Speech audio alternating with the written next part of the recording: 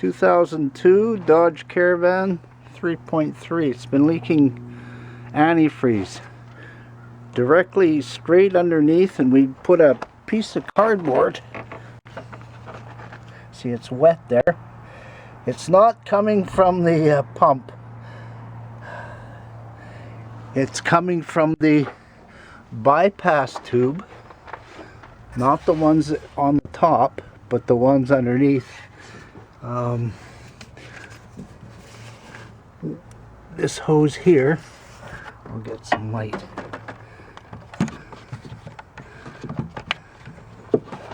Yeah, that hose there goes underneath the engine on the back side, and it looks like it has rusted through where it bolts to the engine. Now I'm going to crawl underneath because I have this thing jacked up and put on stands, and I'll show you, and then we're going to start it up. But right here, there's no leaks coming off the pump. If the pump was leaking through the weeping hole, you would get antifreeze on the belt, and it would just be right here. You'd actually see the antifreeze coming along the belt. So I'm going to crawl underneath with the light and show you. I had figured it was leaking off the seal right in there, but you see that tube that's running from the back side of the pump right here, and it goes along, and right about there is where it's leaking, and it's got a couple little bends in it right there because of the exhaust, and then it comes up again. That's why they made it metal, because there's definitely exhaust there. So I can't run a heater hose from here all the way up because of the exhaust. Now, what would happen if I took that all off and maybe got it welded? But you can see a little ways to the left there, you can see spots of rust on the pipe. But I'll have to disconnect it. There's a plug down there, but I'm not going to touch that because that has been probably opened in 15 years. I don't want to start stripping that. So I'm draining it a different way, the antifreeze out. The safest way I know how. And then at the same time, I'm going to put a proper clamp on there instead of that one that you use a pair of pliers on. Why it looks so black? Because he put some stop leak for the rad in there. See, now I got the van higher, jacked up higher in the air. Now I get a full view of it. And it's leaking right there. So I got two bolts to take out.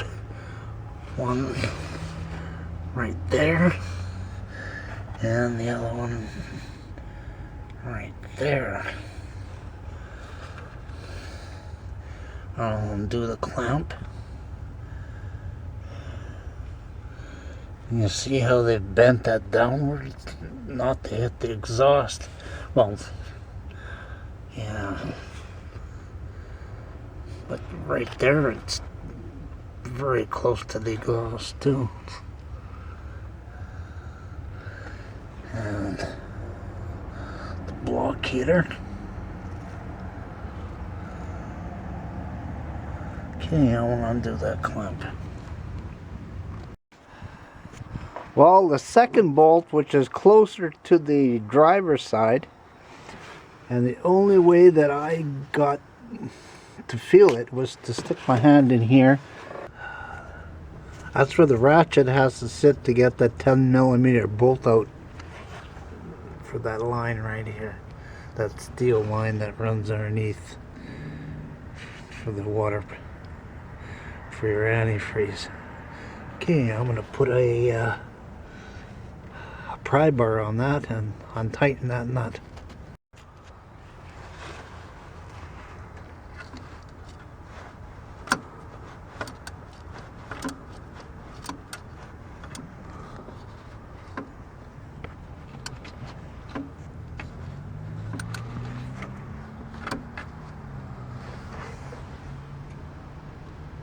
I'll get that off. It's loose now.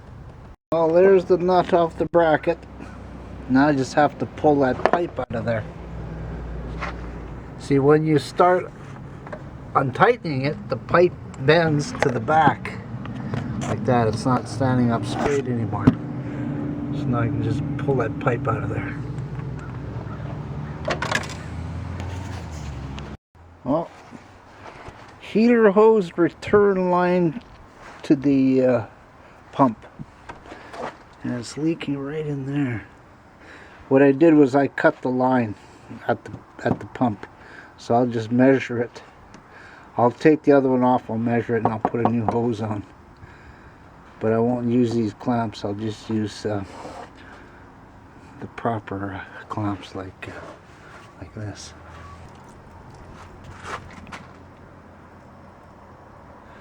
So I'm gonna take it over and see if we can get that welded. We'll clean up the pipe with the grinder or wheel, and we'll see if we can get that welded on there. And at the same time, we'll check this one. We'll check the other fitting. We'll check this one where it was welded on that side, because there's two of them, one here and one there. I wire wheeled it and also with the brush. But he's gonna weld the holes. Try to weld the holes. I'm not sure about this one. Maybe try. See that little bit of rust? Maybe we should get a screwdriver in there and clean that little bit right there. You can try. Yeah. You can try. And I'll get this on video. Because the weld will hold better with no rust there, right? Oh, absolutely. Yeah. It doesn't help that I'm not using gas. It's just a flux core wire. Yeah. So it has a tendency to take a little bit to heat up. Yeah. To get a flat weld.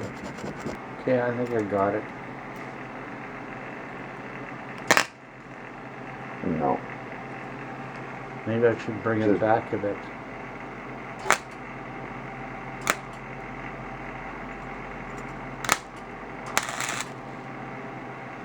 Is it burning through?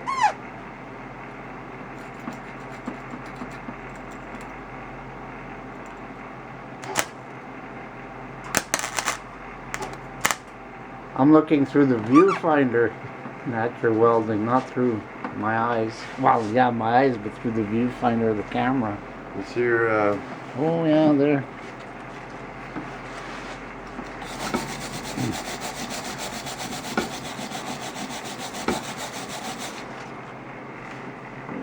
It's gonna work.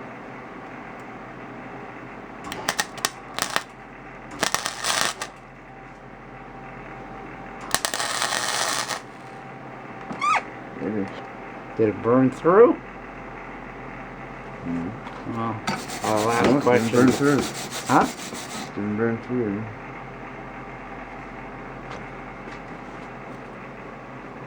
I'd have a better look at it.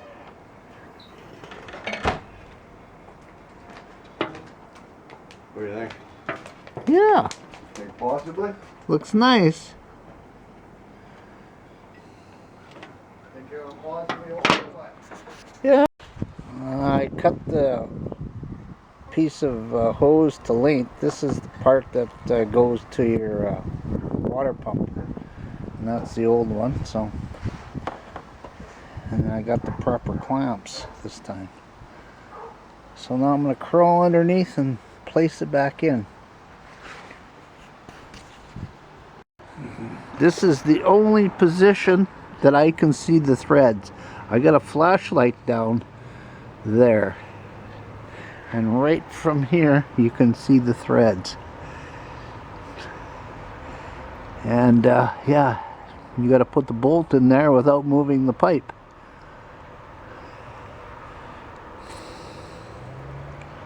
$10 millimeter. Well, we had it running for about 10 minutes. See, I got the other kind of good clamps on there now. Now I'm going to crawl underneath and check out the pipe. And the weld is holding. There's no antifreeze leaking out of it. You can see I put a new hose and better clamps on there. So all I have to do is bolt up that, tighten up the 15 millimeter and then do the 10 millimeter from the top. And I'm done underneath. Yeah, if that was leaking, I would have to cut the pipe and then just put a hose right past the leaking part. That was the only way to do it. I would have probably put the hose to about there, to about there, and put a couple clamps on it here. 2 or 3 clamps. 5/8 hose, that's what that is, to the water pump. And apparently, if you've got a oil cooler, it sits right in there, but this one doesn't have it. Well, it's up and running again.